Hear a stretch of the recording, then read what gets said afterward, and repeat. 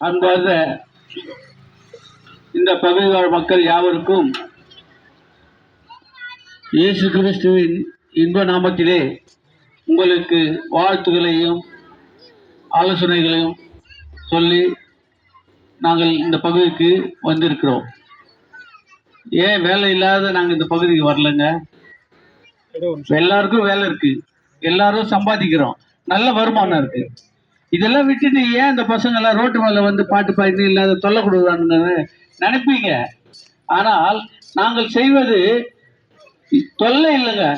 இந்த மாதிரி நாங்கள் சொல்றோம்னா அதை கேட்டு நீங்க மனம் திரும்பினீங்கன்னு வச்சுங்களா, நாங்க எந்த அளவுக்கு சந்தோஷத்தோட சமாதானத்தோட நல்ல வாழ்க்கையை ஓடிக்கொண்டு இருக்கிறோம் என்பதை நீங்க அறிவீங்க.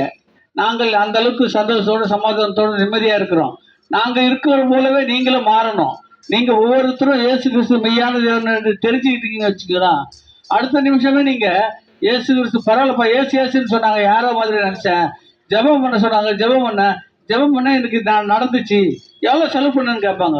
நீ காசு பணமே கொடுக்க தேவையில்லை, ஒரே ஒரு ஜெபம் தான். ஏசப்பா, நீ பக்கத்து வீட்டில் பேசுகிறோம்ல, நம்ம வீட்டில் ஏதோ சண்டை சச்சுரம் ஆயிடுச்சுன்னா என்ன சொல்லுவோம்?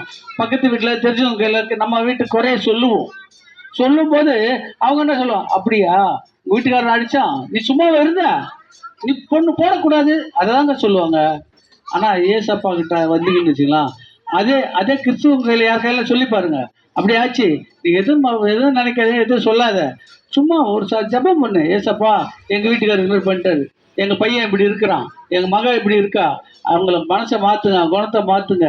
ஒரே ஒரு நிமிஷம் நீங்கள் சொன்னீங்கன்னு வச்சுக்கலாம், அடுத்த நாள் மறுநாள் அவங்க எல்லாரும் உங்கள் கையில் எப்படி பேசுகிறாங்க, எப்படி பழகுறாங்க, எப்படி வேலைக்கு போகிறாங்க வராங்க என்பது தானாகவே ஆட்டோமேட்டிக்காக நீங்கள் சந்தேகப்படக்கூடிய அளவுக்கு மாறிவிடுவாங்க. ஏன்னா அவங்க மத்தியிலலாம் ஏசப்பா வந்துட்டார்.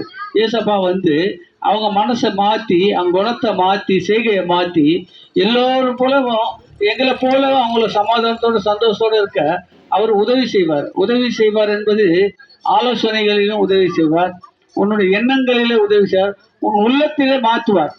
ஏன்னா உள்ளத்தில் கெட்ட எண்ணங்கள் எதுவும் இல்லாம எல்லாம் சந்தோஷத்தோடு நடக்கணும், எல்லோரும் நல்லா இருக்கணும், எல்லோரும் சந்தோஷமா இருக்கணும், அதுதான் வரும் மனசுல.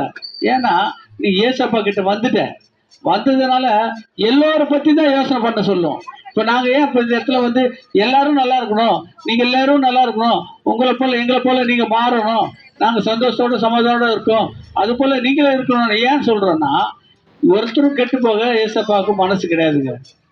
அவரு எப்படியாப்பட்ட நீங்க எல்லாம் சொல்லலாம், ஏசப்பா என்ன ஏசப்பா அப்படி இப்படி என்னென்ன சொல்லலாங்க. ஆனா இயேசுன்னு சொன்னாலே அவரால் சொல்லக்கூடாத காரியங்கள், செய்யக்கூடிய நன்மைகள், செய்யக்கூடிய அதிசயங்கள், இதெல்லாம் செய்யக்கூடிய ஒரே ஒரு தேவன் யாருன்னா இயேசு கிறிஸ்து மட்டும்தாங்க. வேற யாராலையும் முடியாதுங்க, உண்மையிலே முடியாது. ஏன்னா ஏன் சொல்றேன்னா, இயேசு கிறிஸ்துவில எல்லாமே நடக்கும், ஆனா ஒரு விஷயம் நடக்காதுங்க அவர் கையில. பார்த்தீங்களா, நீங்களும் சொல்லிட்டு பாருங்க, ஒரு விஷயம் நடக்காது. அப்புறம் எப்படி நடக்காது? என்ன நடக்காதுன்னா, அவரால் பொய் சொல்ல தெரியாது. பிள்ளைங்க தவறு செய்துல, அந்த தவறை செய்துனே இருந்த சொல்ல தெரியாது.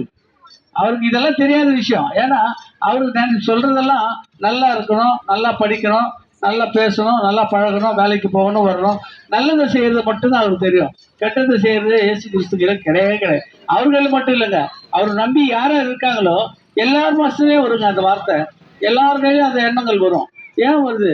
இயேசு கிறிஸ்து நமக்காக மரித்த ஒரே ஒரு தேவன், நமக்காக கைகளிலே ஆடிகள் அடிக்க இடம் கொடுத்தார், கால்களிலே ஆடிகள் அடிக்க இடம் கொடுத்தார், தலையிலே முள்கிடம் சூடுவதற்காக இடம் கொடுத்தார். எல்லாம் இருந்தும் அவர் தண்ணியில கண்ணீர் வரலங்க, ஒரு சொட்டு கண்ணீர் வரல. ஏன் சொன்னா வந்ததெல்லாம் ரத்தம் தான். என்னப்பா அவ்வளோ அடிச்சாங்க, ஆணி அடிச்சாங்க, கண்ணில் தண்ணி வரலன்றீங்க. ஏன் வரலன்னா, நமக்காக அவர் உயிரை மாய்த்த ஒரே ஒரு தேவன், நமக்காக தான் உயிரை விட்டாரு.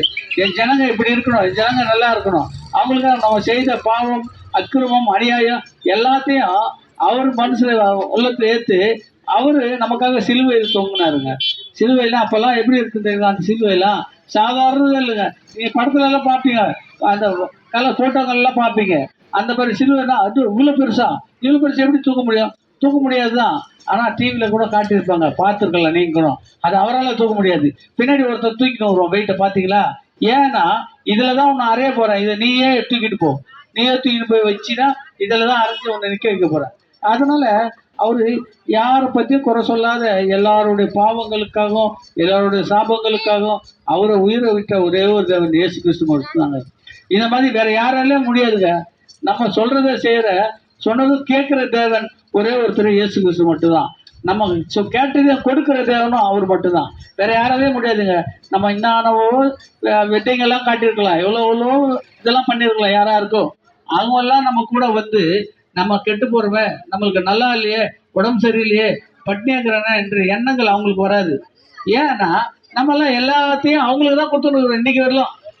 ஆனா கொடுக்கறதால ஒரு நன்மையும் கிடையாது. ஆனா இயேசு கிறிஸ்துல மனசை மட்டும் கொடுங்க. நீங்க அதுக்கப்புறம் எந்த அளவுக்கு மாறுறீங்க, உங்க வீடு வாசல் குடும்பம் எல்லாம் எப்படி மாறுறாங்கன்னு பாருங்க. ஆட்டோமேட்டிக்கா எல்லாரும் அவங்க சந்தோஷத்தோட சமாதானம் இருக்க. ரொம்ப யார் வாடகை வீட்டுல இருந்தா கூட சொந்தமா ஒரு சின்னதா வீடு கட்டின்னு போயிடுவாங்க. ஏன்னா இயேசு கிறிஸ்து அளவுக்கு அதிகமா ஆசீர்வதிக்கிற தேவன் அவர் மட்டும்தாங்க. இயேசு கிறிஸ்துவ நம்புங்க. இயேசு இன்றும் என்றும் உயிரோடு இருக்கிறார், உண்மையோடு இருக்கிறார். நம்ம கேட்டதை கொடுக்கக்கூடிய தேவன் இயேசு கிறிஸ்து மட்டும்தான். இயேசு மெய்யான தேவன் என்று நம்புங்க. உங்க குடும்பம் எல்லாரும் ஆசீர்வதிக்கப்படுவார்கள். ஆமென்.